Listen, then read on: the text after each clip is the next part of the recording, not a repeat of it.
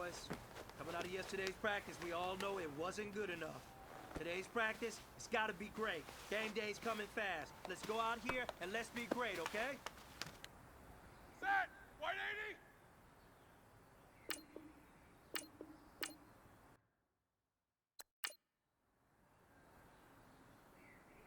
Set!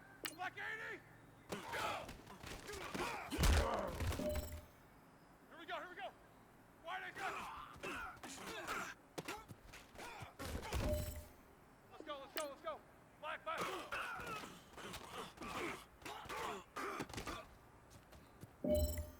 Ready? Blue 30! Black 30!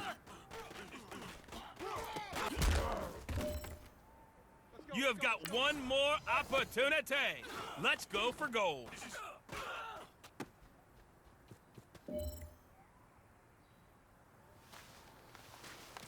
All right, gentlemen. You must have had your oats this morning because today was a great practice. The coaching staff, we can't ask for much more. If you guys consistently do that, we're gonna win a lot of ball games.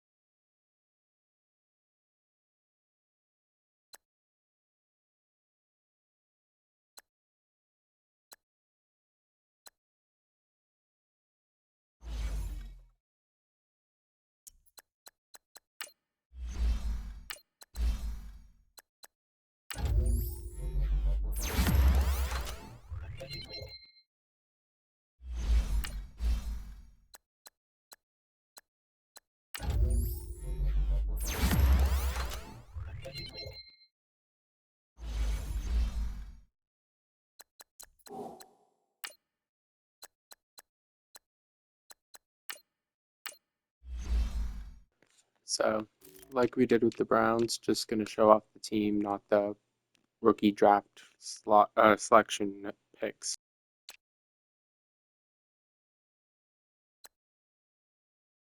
Apart from Lamar Jackson.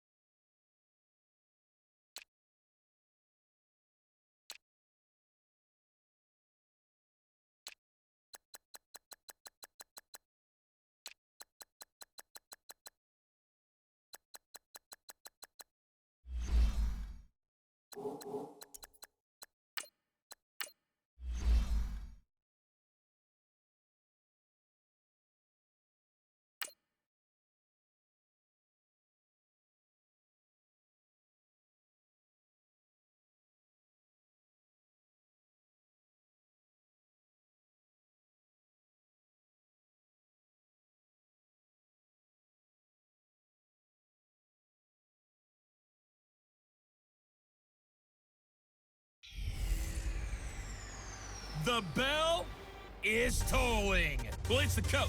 This is the 2018 season, and you've got it tuned to EA Sports. Coming up, we're going to look at Le'Veon Bell, fresh off a 100-yard performance a week ago, as it'll be the Pittsburgh Steelers as they get set to square off against the Baltimore Ravens.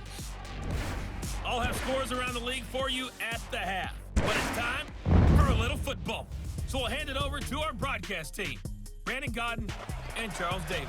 Coach, thanks. CA Sports coverage of the NFL brings us to the Inner Harbor at M&T Bank Stadium here in Baltimore, Maryland.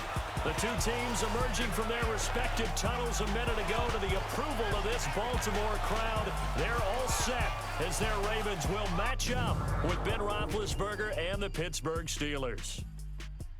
Alongside Charles Davis, I'm Brandon Godden. And Charles, you look at this Raven team as they get ready here.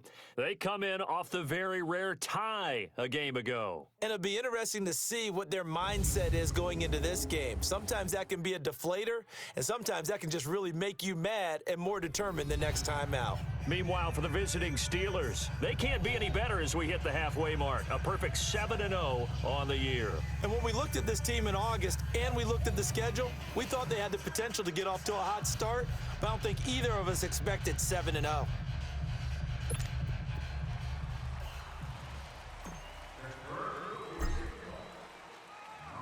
Two hard-hitting blue-collar franchises, one of the better rivalries going. The Ravens and Steelers are underway. That's fielded in the end zone. And no run back here. This will be a touchback, and it comes out to the 25-yard line. So here come the Ravens now, ready to get the football for the first time. The man calling the shots in the huddle in his 11th season now, the MVP of Super Bowl 47, and that's Joe Flacco. Throughout his career, he's been tough, hard-nosed, and certainly durable. Only 6 starts missed in his first 10 seasons and played 16 games 9 times.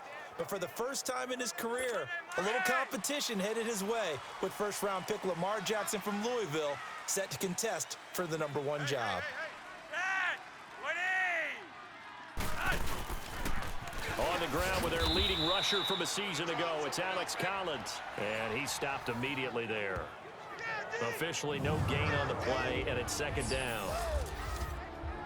And we get a quick peek at the Ravens starting offense. At the backfield is Alex Collins, who was claimed by the Baltimore Ravens from Seattle just prior to the season in 2017. And he took over as a lead back right around the start of October, finishing with 973 yards and giving Baltimore their identity again on offense. A run-first team that's physical. Drops it underneath for Collins. No gain on that one, and it's going to bring up a third down. Now a look at the defensive starters here for the Steelers. They were very strong last week in that win over Cleveland. I just consider myself fortunate that I'm not in charge of the offensive line. They gave up 7 sacks last week. And if things don't improve in this game, the head coach isn't going to be looking at the offensive line. He's going to be looking at the offensive line coach. And that's when things get dicey.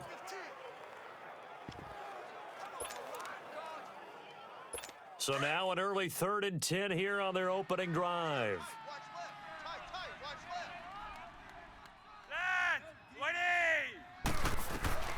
From the gun, Flacco. It finds Crabtree for the completion. And they get him down, but not before he takes it across the 40-yard line. His first catch, good for 16 and a first. Nice catch right there. Brings to mind the sentence, when in doubt, find your veterans. He used to laugh back in the day when they would call guys like him crafty veterans. You get up in your 30s, you're still playing receiver, but you're around that long at that position, you're doing something right. Just remember this, when he was young, he thought the crafty veteran was simply a guy who couldn't run anymore. Now he understands a little bit better. It'll be a pickup of 10 yards, and that'll bring up a second and just about a few inches here. On any explosive run, you can almost feel the ground shaking, and that's from the offensive linemen creating space for their runners. I had an old coach tell me before, they always told his runners, run around the offensive line in pregame. Get used to the ground shaking so you don't trip and fall when it happens in a game. And he is going to be stopped cold behind the line of scrimmage. It'll wind up being a loss of 2. And all of a sudden here, it's 3rd down.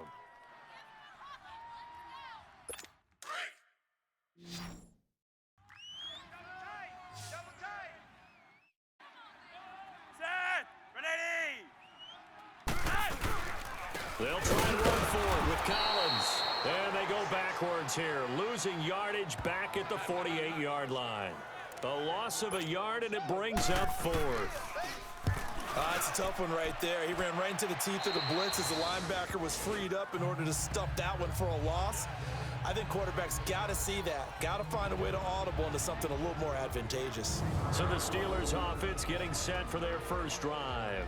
They'll be led out by a man who's becoming an elder statesman among quarterbacks in the league, drafted back in 2004. It's Ben Roethlisberger. That was a solid performance last week, wasn't it? 2 touchdowns, no interceptions, ran the team well, won the ball game. Bottom line, may not have been earth-shattering, but it didn't need to be. Big Ben and the Steelers with a 1st and 10 at their own 28-yard line. Roethlisberger will throw.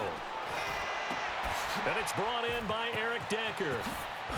And they nearly get this all the way to midfield. Mark him down at the 49. And a nice gain of 21 yards. An ex-teammate used to tell me all the time, I hate experienced quarterbacks because no matter what, you really can't hide what you're doing. And I think that right there, he knew right away where the blitz was coming from, where his primary guy was going to be, and he ended up going to a secondary target for a nice game. I was just going to ask you, that wasn't the primary target. He's so good at that, isn't he? I think he knew right away that he wasn't going to get to his primary guy. I think he read that as soon as he got to the line of scrimmage, knew where the pressure was going to come from, and said, I know how to beat that, and that's what he did. Blue 30. On 1st and 10, it's Roethlisberger. And it pops free. The collision there jarred the ball loose and brings up 2nd down. And let's take a look at the Steeler offense. A big reason this team led the league in offense, their offensive line. Monster strength. 3 Pro Bowlers last year in Alejandro Villanueva, David DeCastro, and Marquise Pouncey. Kept their quarterbacks upright to throw it downfield and carved a lot of holes for their runners. Line of scrimmage, again the 37 as they line up 2nd and 10. Now the first carry for Le'Veon Bell. And he'll take this one down to the 36. Just a couple on the pickup there, and now it's 3rd down. Defensively, here are the starters for Baltimore.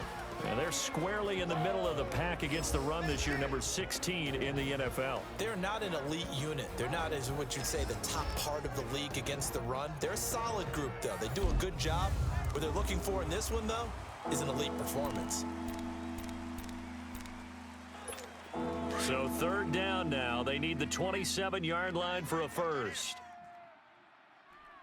4 down. Set. 180. Out of the gun, it's Roethlisberger. And that is incomplete. Well, not to get too overcritical there because he knows what he's doing, but his shoulders looked a little off kilter there when he threw that.